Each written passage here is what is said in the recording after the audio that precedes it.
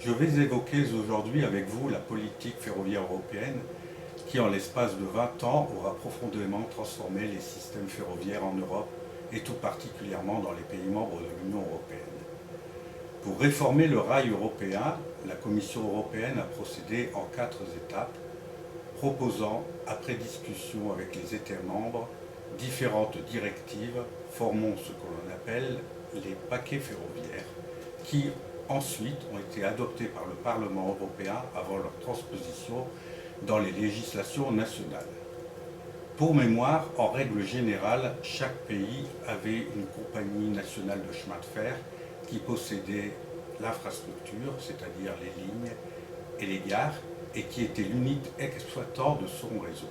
L'exemple du Royaume-Uni, souvent décrié, n'est pas représentatif du processus de libéralisation du rail en Europe, car l'entreprise nationale britannique British Railways avait été privatisée par appartement dès 2000 par le gouvernement de Margaret Thatcher. L'exploitation du réseau britannique a alors été découpée en franchises qu'exploitent des opérateurs privés sélectionnés après appel d'offres, dans un premier temps européens et maintenant mondiaux, comme par exemple pour l'exploitation de la nouvelle ligne à grande vitesse Londres-Birmingham, où une joint venture de compagnies chinoises a candidaté.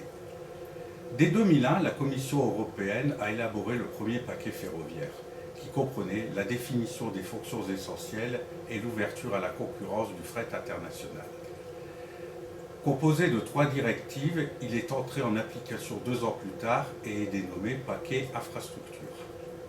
La première directive, la 2001-12-CE, imposait aux pays membres d'adapter leur législation pour permettre à d'autres opérateurs que les compagnies nationales d'utiliser les parties nationales des corridors fret européens. Jusqu'alors, la règle était que les compagnies nationales exploitaient les trains internationaux de marchandises uniquement dans leur pays, imposant un changement de locomotive et de personnel de conduite dans les gares frontières, augmentant de fait la durée des parcours. Cette directive permet de facto d'ouvrir le réseau transeuropéen de fret à la concurrence, en particulier de la part d'opérateurs privés.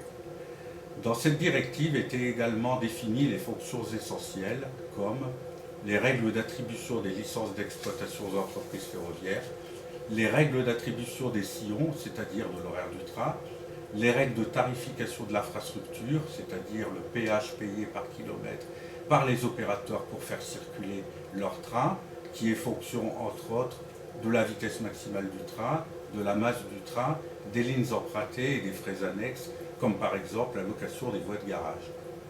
Et enfin, les règles définissant le contrôle du respect des obligations de service public.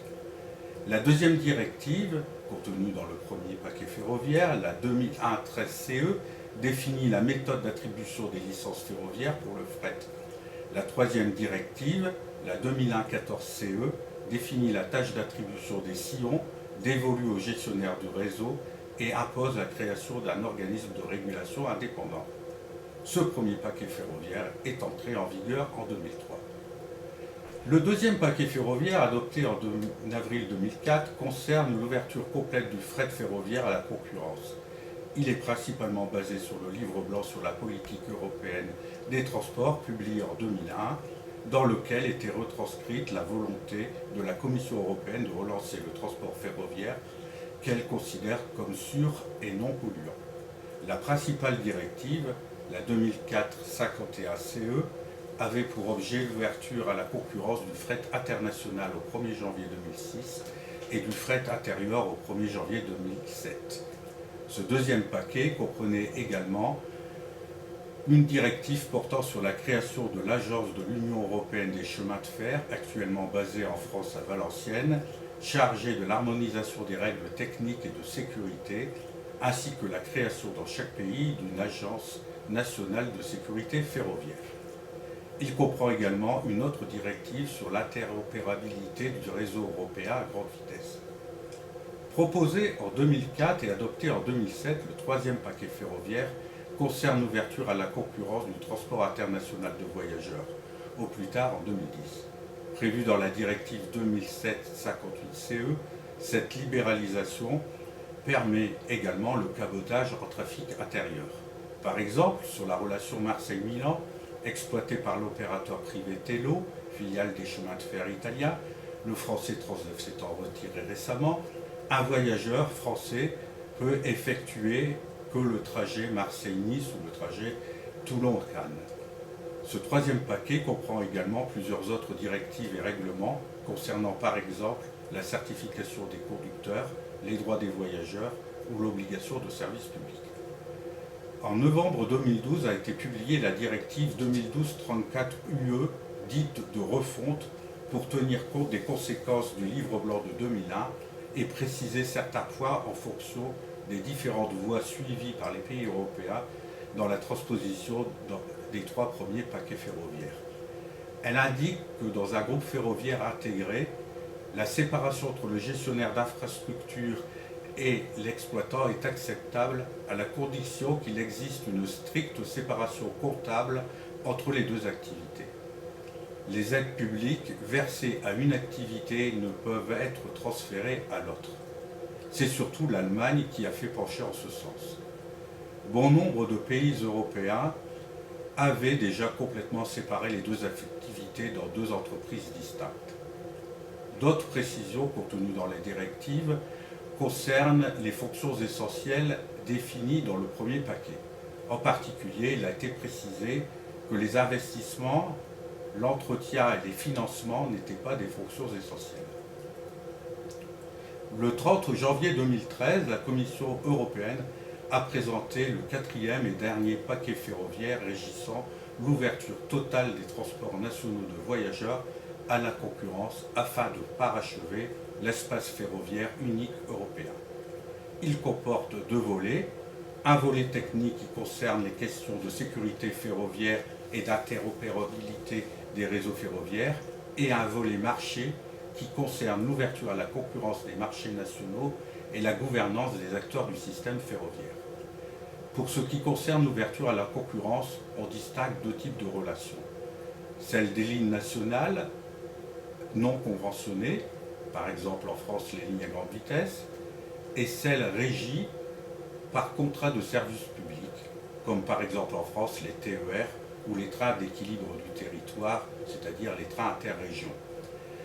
Sur les lignes non conventionnées, les différents opérateurs pourront exploiter des trains en open access. Par exemple, en France, la compagnie nationale italienne Trenitalia pourra acheter à SNCF Réseau des sillons et exploiter ces trains sur la relation Paris-Marseille avec ses trains à grande vitesse Frecciarossa. Dans certains pays, cette ouverture est déjà une réalité depuis quelques années. Par exemple, en Suède, la filiale suédoise du groupe de transport public hongkongais MTR concurrence l'opérateur historique, les SJ, sur la relation Stockholm-Göteborg. Snälltåget du groupe français Transdev concurrence les SJ sur la relation Stockholm-Malmö. À compter de la date butoir du 3 décembre 2019, il n'y aura plus de monopole d'État pour le transport ferroviaire de voyageurs dans les pays de l'Union européenne et les nouveaux opérateurs pourront commercialiser des relations dès le service annuel 2021 dans les pays jusqu'alors rétifs à l'ouverture à la concurrence. Sur les lignes réglées par contrat de service public, les appels d'offres, au moins européens, seront la règle. Dès décembre 2019, les autorités organisatrices de transport, comme les régions, les États, pourront lancer des appels d'offres par ligne, par paquet de lignes. À partir de 2023, l'attribution par appel d'offres sera obligatoire dans tous les pays de l'Union européenne. Cette procédure est déjà en application dans un certain nombre de pays, comme par exemple aux Pays-Bas, en Allemagne, au Danemark, en Suède. En Allemagne, près de 30% du trafic régional est déjà assuré par des compagnies autres que l'opérateur historique DB Regio. La SNCF y est présente par l'intermédiaire de sa filiale Keolis, les chemins de fer néerlandais par l'intermédiaire de leur filiale Abellio. Les chemins de fer allemands sont quant à eux déjà dans les starting blocks pour l'ouverture à la concurrence des TER en France avec leur filiale Arriva. Le 4e paquet précise également les relations entre le gestionnaire d'infrastructure et les opérateurs qui seront contrôlés par le régulateur, en particulier en ce qui concerne la programmation des travaux et la gestion des circulations afin de ne pas fausser la concurrence. L'application du quatrième paquet ferroviaire est en France au cœur du conflit social entre le gouvernement et les syndicats de cheminots. Mais l'Union européenne, c'est également le financement de grands projets européens, d'infrastructures, comme près de chez nous, le Lyon-Turin, Rail Baltica en Pologne et dans les pays baltes, Lituanie, Lettonie et Estonie. C'est aussi des participations financières importantes dans la modernisation des réseaux nationaux, en particulier dans les pays d'Europe de l'Est, comme par exemple en Pologne, en Slovaquie, en Roumanie, en République tchèque, en Bulgarie, en Hongrie. L'Union européenne, c'est aussi le financement de nouveaux matériels, de nouvelles locomotives, de nouvelles automotrices électriques ou diesel. C'est aussi le développement d'un système européen unifié de signalisation, désigné en France ERTMS ou en anglais ETCS dans le reste de l'Europe, qui nécessite la transformation du matériel existant, en particulier des cabines des conduites, et l'adaptation de la signalisation sur les lignes concernées, et qui, à long terme, se substituera totalement aux systèmes nationaux existants dans chaque pays. Cette liste des interventions de l'Union européenne n'est bien entendu pas exhaustive, tant l'Union européenne est présente dans le financement de nombreux projets.